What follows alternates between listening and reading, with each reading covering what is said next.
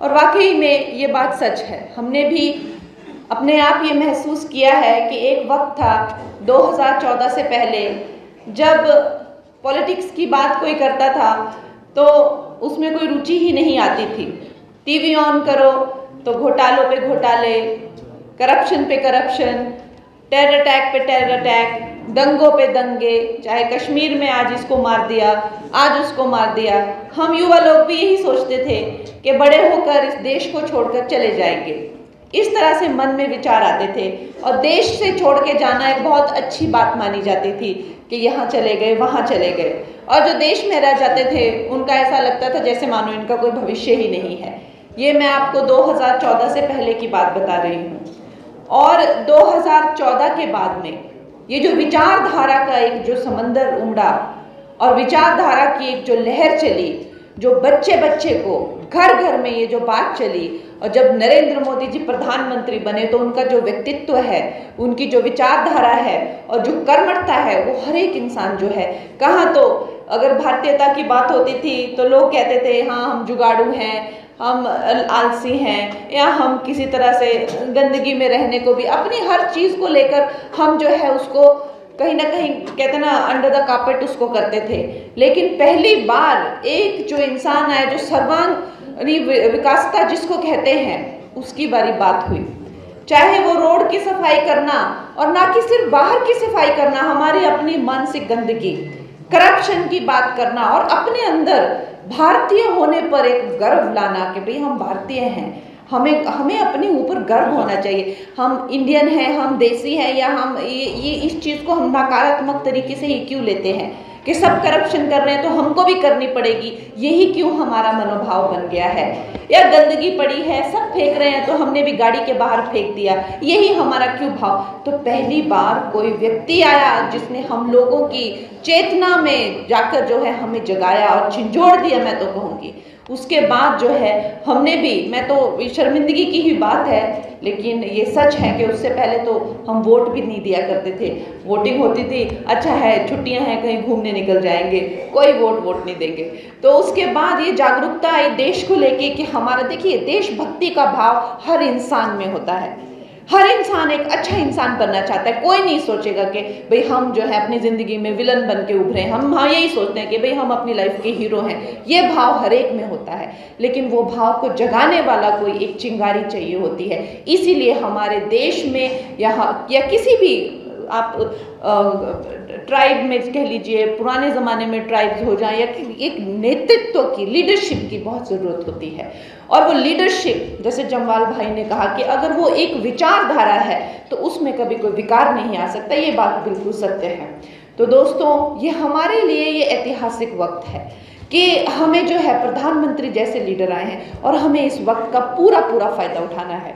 क्योंकि अगर हम अब चूक गए तो वो जो वाकई में जो मोदी जी कहते हैं कि यही समय है, सही समय है, वो एकदम सही है। क्योंकि अगर हम अब चूक गए तो we will never make it. ये वक्त वापस नहीं आएगा। इस तरह के जो इंसान हैं हमें फिर से नहीं मिलेंगे। दोस्तों, आज जब मैं आपकी बहन, आपकी बेटी कंगना, जब मैं मंडी से लोकसभा में बैठती हूँ और वहाँ पर खैर हर एक दिन की तो क्या ही बात बताएं, जब से 2014 से हमने कई चीज़ें सुनी हैं, चाहे 370 धारा को हटाया हो, या चाहे ट्रिपल तलाक को, या चाहे सीए को लाए हो, या चाहे खैर ये तो यहाँ से इस तरह से एक ऐतिहासिक निर्णय लेना, पूरे देश को जो है एकदम से जगा के रख देना, एक साधारण सी बात हो गई है। लेकिन क्या लगता है एक ऐसे वक्त पे जब हम संसद भवन में बैठे होते हैं और इस तरह का जो है बिल पारित होता है, तो मैं आपको बता नहीं सकती थी हमें कितना गर्व महसूस होता है।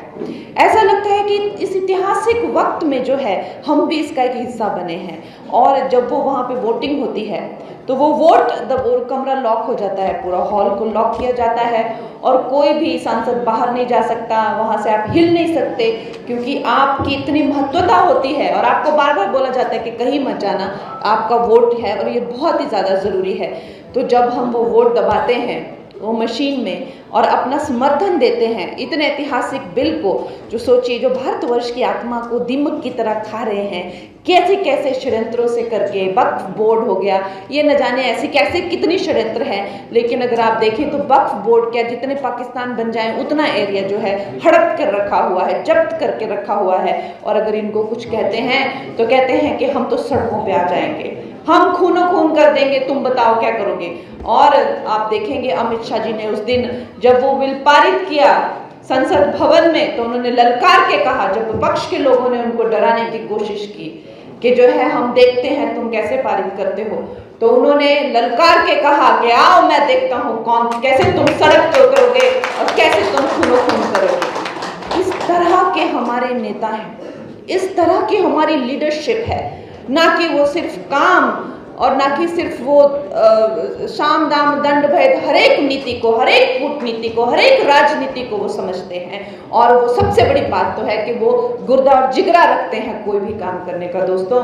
और जब वहाँ पे हम वो बटन दबाते हैं तो मेरे लिए मंडी की सारी समस्त जनता जो है वो मैं उसका स्मरण करती हूँ। और मैं ये सोचती हूँ कि मेरे मंडी के लोगों ने जो है मुझे, अपनी बहन को, अपनी कंगना को जो है ये काम दिया है, तो आप लोगों की मुझे याद आती है, मेरे दिल से आभार आता है और हम सब की तरफ से जो है मैं वो समर्थन करती हूँ दोस्तों। और पारित हुआ उस दिन मणिपुर में भी जो है वो प्रेसिडेंट रूल जो है वो पारित हुआ। और खैर मैंने तो यहाँ पर दौरा लगाने के लिए इनके नाक पे दम कर दिया था, मैंने कहा आप लोग मुझे बुलाते ही नहीं है। लेकिन ये बड़ी खराब गल लीजिए कुछ ही MP आओ नहीं तो सारे ने बोले भाई MP बिजी है, MP बिजी है। भाई MLA भी तो बिजी हो सका है ना, MP थोड़ा बिजी हुए हैं। हर एक की व्यस्तता होती है, हर एक को कई तरह की जिम्मेदारियां होती हैं। तो खैर मैं तो कब से प्रोग्राम मांग रही थी, मुझे पता था मेरे कुछ 1-2 महीने व्यस्तता के थे, कुछ शूटिंग भी थी और कुछ मैंने कैफ़े खोला है उसका भी काम था, तो मैंने बड़े प्रोग्राम मांगे लेकिन मिले नहीं। और इनको जो है बड़ा मौका मिला, झटपट से रोज राजा बाबू रोज प्रेस बुला लेता है, नहीं तो इसका खाना नहीं आज मुंदाया। MP कुत्ती कहाँ चली गई MP, हमें MP दिख नहीं रही है। भाई मैं पार्लियामेंट में हूँ, मैं तुझे कैसे दिखूंगी जब मैं पार्लियामेंट में हूँ। तो मेरा ये मानना है कि एक राजनीति अपनी जगह है और ठीक है किसी को ऑपोजिशन में होकर ठीक है आप उसकी क्रिटिक करते हैं, समीक्षा करते हैं, लेकिन हर दिन जो है अपशब्द बोलने, झूठ फैलाना, लोगों को भ्रमित करना, एकदम बिल्कुल कोरा झूठ। जब मैं एक पार्लियामेंटेरियन हूँ तो पार्लियामेंट से हमें समन आते हैं और कम से कम ये 8 महीनों से जब से मैंने शपथ ली है 5 से 6 महीने तो हमारे पार्लियामेंट में ही और पार्लियामेंटेरियन वर्क में गए हैं। और फिर भी लोगों को झूठ बोलो, कहाँ गई वो, कहाँ गई वो, तो है ही नहीं, दिखती नहीं है। भाई मैं क्या कोई मिस्टर इंडिया हूँ जो मैं दिखती नहीं हूँ? कोई भी पेज तुम देखो मैं दिखी, मैं रोज पार्लियामेंट जाती हुई दिखती हूँ। लोगों को भ्रमित करना, झूठ फैलाने, और मुझे लगता है कि उसको ये जो हार मिली है, मंडी के लोगों से जो हार मिली है, अभी तक भी वो उसको समझ नहीं पाया है, वो अभी भी शॉक में है। उसको उस शॉक से निकल जाना चाहिए और अब इस चीज़ को एक्सेप्ट कर लेना चाहिए कि उसको लोगों ने जो है वो नकार दिया है, वो नहीं चाहिए भाई तुम लोग यहाँ पे।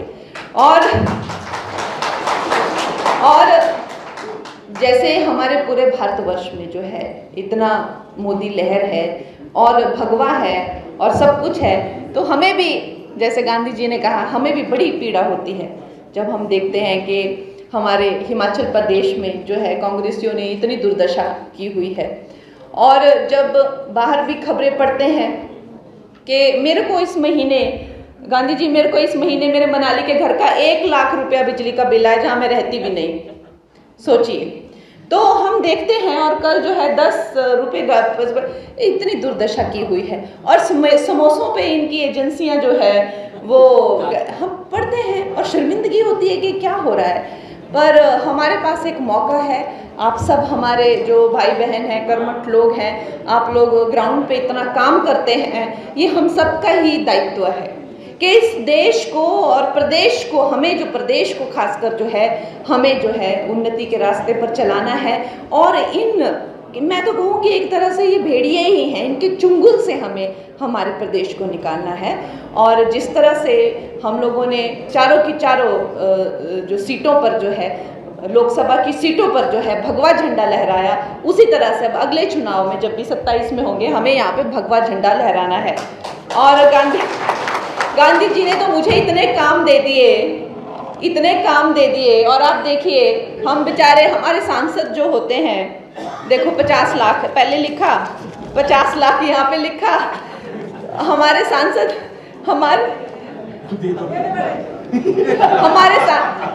दीदी हम तो कौन होते हैं, वो तो डीसी के पास हम तो सिर्फ आपके सेवक हैं, वो तो डीसी के पास आते हैं, वो डायरेक्टली आपको जाते हैं।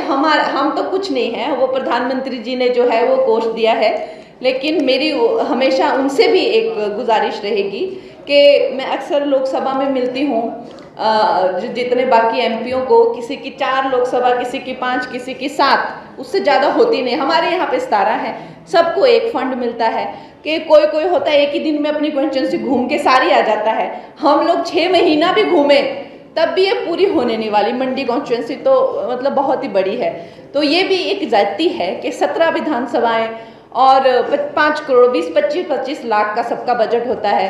तो उस पर भी इंक्वायरी होती है भाई कि एक ही में आपने क्यों दे दिया इतना, तो आपकी पक्का कोई मित्रता होगी, तो फिर इस पे भी इंक्वायरी होती है। पर चलो कोई बात नहीं, हम बोलेंगे दे दिया तो दे दिया।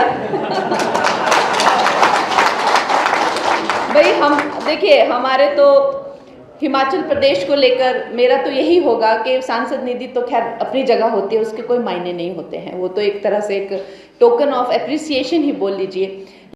विकास के काम हैं जो प्रधानमंत्री जी का सपना है एक विकसित भारत के लिए, उसके लिए मैं चाहूँगी कि आप लोग जो है मुझे दौड़ाएं, भगाएं, मुझसे काम कराएं। और गांधी जी से भी मेरा निवेदन रहेगा कि दिल्ली आएँ, चलते हैं मंत्रालयों के पास। ये एयरपोर्ट का मुद्दा मैंने वो काफ़ी उठाया है वहाँ पे, ये रेलवेज का मुद्दा मैंने जो है वहाँ पे उठाया। केंद्रीय विद्यालय, कल मैं जोगिंद्र नगर में थी, वहाँ भी उनकी मांग है, हमें केंद्रीय विद्यालयों की हमारे बच्चों के लिए बहुत ज़रूरत है। बाकी आपकी मांगे, ये काम करने के लिए मैं चाहूँगी कि आप मेरा इस्तेमाल करें और मुझे काम पे लगाएं। और बाकी आपका जो आपकी आदेश रहेगा मैं पूरा करूँगी। और आपको फिर से अपनी कंगना को आपने वोट दिया, इसके लिए बहुत बहुत आभार, धन्यवाद। वीके न्यूज़, राष्ट्र के नाम।